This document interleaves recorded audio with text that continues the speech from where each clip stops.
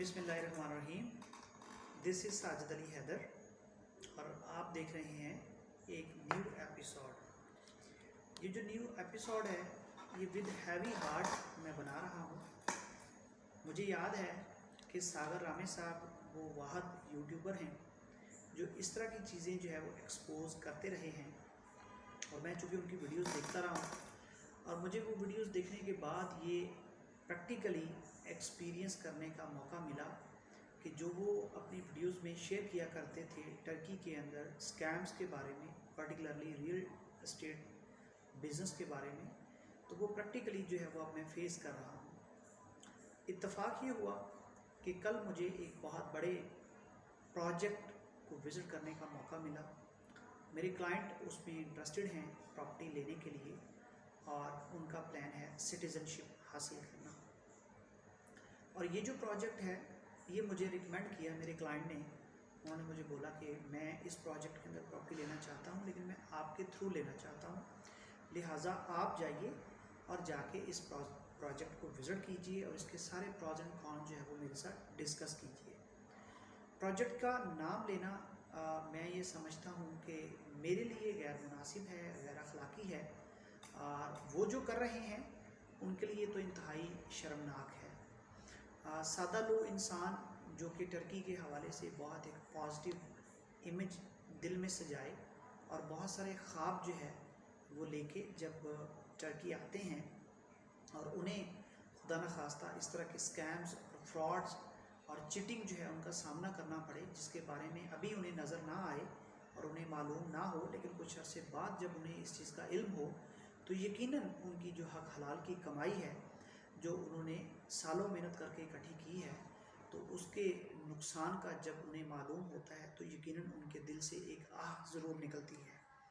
और वो जो आह है उसमें ज़्यादातर हिस्सा जो है वो डेवलपर्स का है, लेकिन मैं ये समझता हूँ कि जो रियल एस्टेट एजेंट हैं वो भी अपनी कोई कसर नहीं छोड़ते हैं। सादा अल्फाज में अगर आपको मैं समझाना चाहूँ तो ये बिल्कुल ऐसा ही है कि जो रियल एस्टेट एजेंट हैं मैं इसलिए नहीं कहूँगा हमारे जैसे, क्योंकि हम अल्हम्दुलिल्लाह ये काम नहीं कर रहे हैं, बल्कि हम तो इस चीज़ को कंडेम करते हैं और हमेशा इसके ख़िलाफ़ आवाज़ उठाते हैं कि ऐसा नहीं करना चाहिए। जो रियल एस्टेट एजेंट हैं उनकी ज़िम्मेदारी ये है कि बकरा है, बकरा रियल एस्टेट एजेंट ने लेके आना है और ज़िबा डेवलपर ने करना है। और अनफॉर्चुनेटली जो रियल एस्टेट एजेंट है उन्हें उस बकरे के हिस्से में से सिर्फ एक छोटी सी बोटी जो है वो मिलनी है। तो रियल एस्टेट एजेंट जो है वो अपनी बोटी की खातर क्लाइंट का पूरा बकरा ज़िबा कर देते हैं। तो मैं आज ये जो वीडियो रिकॉर्ड कर रहा हूँ उन तमाम दोस्तों को ये वार्निंग देने के लिए कि इस तरह के फ्रॉड और इस तरह के स्कैम से जो है वो बचें। बहुत सारे डेवलपर्स ये काम कर रहे हैं, लेकिन एक के साथ मेरा ये एक्सपीरियंस कल का हुआ कि जब मैं उनके पास गया और मैंने उनसे पूछा कि जी आपके प्रोजेक्ट में जो अपार्टमेंट्स हैं उनकी प्राइस क्या है, तो उन्होंने मुझे प्राइसेस बताई। उसका तरीक़ाकार ये होता है कि सबसे पहले आपको एक लिस्ट प्राइस बताई जाती है और लिस्ट प्राइस के बाद जब आप उन्हें ये कहते हैं कि हम सीरियस हैं तो वो आपको 5 to 10% मज़ीद डिस्काउंट जो है वो दे देते हैं। और जब आप उनसे कहते हैं कि जी ये ज़्यादा हैं और हमें पेमेंट करनी है आपको 1-2 दिन के अंदर अंदर, तो हमें मज़ीद आप जो है वो फाइनल प्राइस बताएं, तो फिर वो आपको प्रिटेंड करते हैं जी कि हम अपने मैनेजर से बात करते हैं। जब मैनेजर के पास जाते हैं तो 5% आपको और डिस्काउंट मिल जाता है। जब आप मैनेजर के ऊपर भी राज़ी नहीं होते और आप उन्हें कहते हैं जी कि नहीं मुझे जो है वो मज़ीद इसके अंदर आप फाइनल बताएं, मैं पेमेंट आपको करना चाह रहा हूँ, मैं प्रोजेक्ट लेना चाह रहा हूँ, तो वो आपसे बोलेंगे कि ठीक है जी हम अपने ऑनर से बात करते हैं। जब ऑनर के पास आप जाएंगे तो मज़ीद आपको 5% जो है या 3% या 2% मिनिमम डिस्काउंट मिल जाएगा।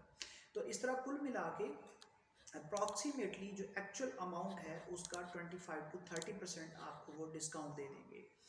और उसके बाद 10% जो है डेवलपर ऑफ़र करता है हमारे जो रियल एस्टेट एजेंट्स हैं उन्हें। 10% आप वो ऐड कर लीजिए, 25% उन्होंने लिस्ट प्राइस में से आपको जो है वो कर दिया। इसका मतलब है कि 35% जो है अमाउंट आपकी एक्चुअल जो प्राइस है उससे माइनस हो गई, यानी कि 1/3। जो प्रॉपर्टी आपको $3 लाख की मिल रही थी वो अब रहेगी $2 लाख की। तो इसका मतलब ये है कि $2 लाख के ऊपर आपको सिटीजनशिप जो है वो नहीं मिलेगी, उसके लिए मिनिमम वैल्यू $2.5 लाख है। अब ये जो पहला स्कैम जिसकी मैं डिटेल आपको शेयर करना चाह रहा हूँ वो ये है कि ये जो डेवलपर्स हैं ये आपसे कहते हैं कि जी हम आपके साथ एक एग्रीमेंट करेंगे, रेंटल इनकम एग्रीमेंट। वो आपका एग्रीमेंट होगा 3 साल का, यानी कि आपको जो प्रॉपर्टी उस डेवलपर से ख़रीदनी है वो आपसे बोलेंगे कि भाई हम आपको पर एनम 7% जो है वो रेंटल इनकम देंगे। लाइक अगर $3 लाख की प्रॉपर्टी आपने ली है तो आपको तकरीबन $21,000 सालाना वो आपको ऑफ़र करेंगे कि ये हम आपको रेंटल इनकम देंगे, क्योंकि हमारे पास ऑलरेडी टेनेंट्स मौजूद हैं, किराएदार मौजूद हैं, हमारा होटल है और हमारे होटल के साथ ये अटैच है। तो हमारे होटल के जो गेस्ट हैं उन्हें हमने यहाँ पे ठहराना है इन अपार्टमेंट्स में, और इसलिए जो है वो हम आपको 7% पर एनम इनकम जो है वो रिटर्न करेंगे। अब आप ये समझ सकते हैं कि अगर $2.5 लाख हो तो तकरीबन आपके जो है वो 17,000 डॉलर जो है पर एनम आपको वापस मिल गए।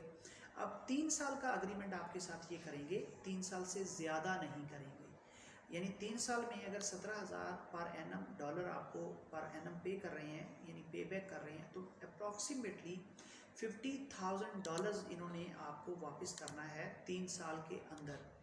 अब यहाँ पे मैंने जब क्वेश्चन किया कि भाई आप मुझे इस बात की गारंटी कैसे करते हैं कि जो $2.5 लाख की प्रॉपर्टी आप मुझे दे रहे हैं वो $2.5 लाख की ही है, ऐसा तो नहीं है कि आप $2 लाख की प्रॉपर्टी मुझे 2.5 लाख में जो है वो सेल कर रहे हैं और मेरा ऊपर जो $50,000 है वो मुझे 3 साल में आप जो है रिटर्न कर रहे हों पर मंथ या क्वार्टरली रेंटल इनकम के तौर पर।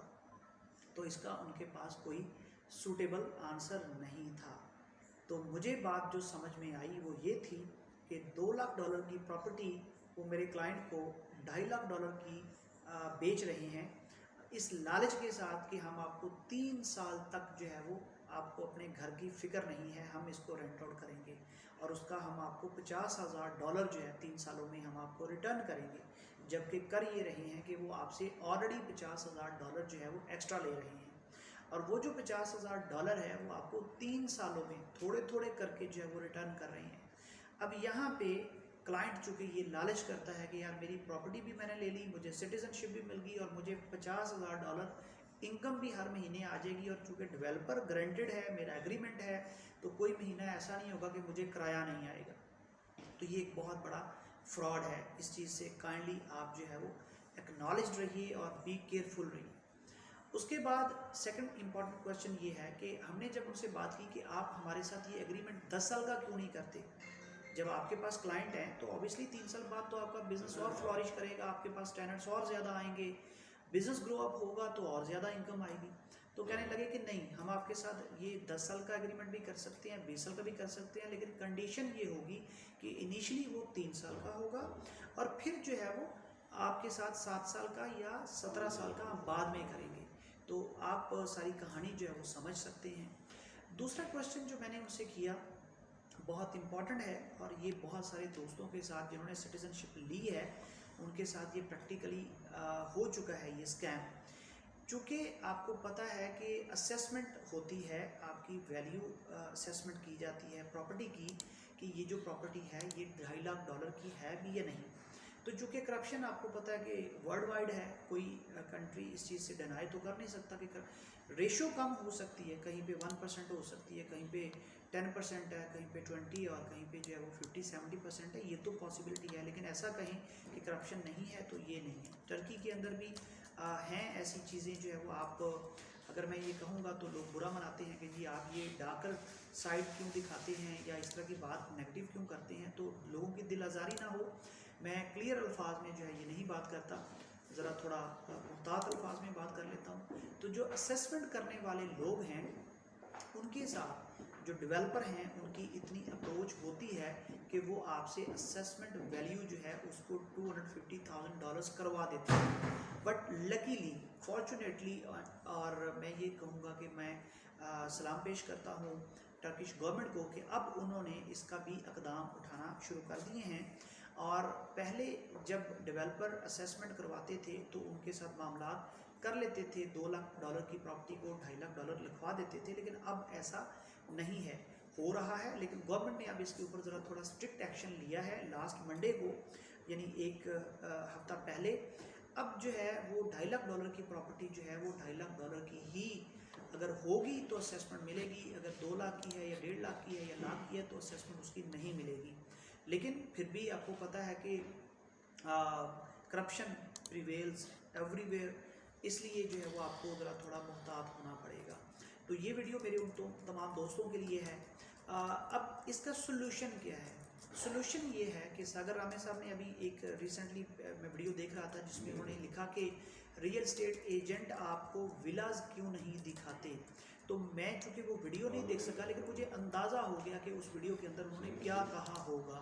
तो चूँकि मैंने अपने क्लाइंट को जो सजेशन दी है, ये एजेंट्स नहीं देंगे, नहीं देते, इस वजह से कि इसमें उनका बड़ा फ़ायदा नहीं है।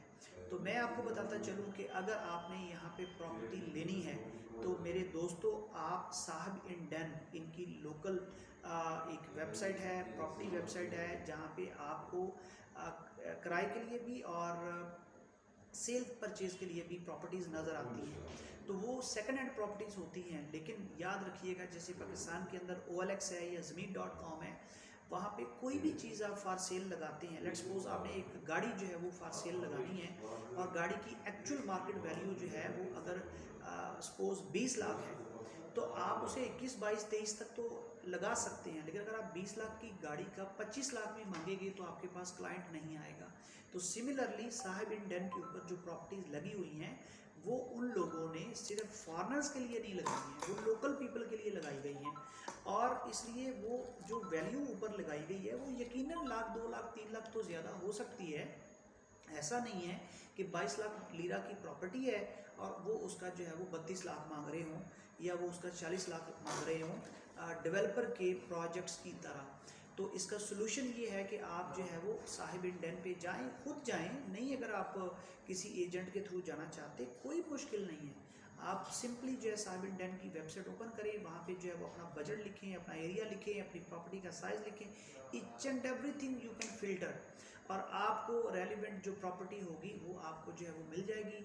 और उसके बाद आप देख सकते हैं कि वो डायरेक्ट ऑनर की तरफ से है या डायरेक्ट इमलाकची की तरफ से है।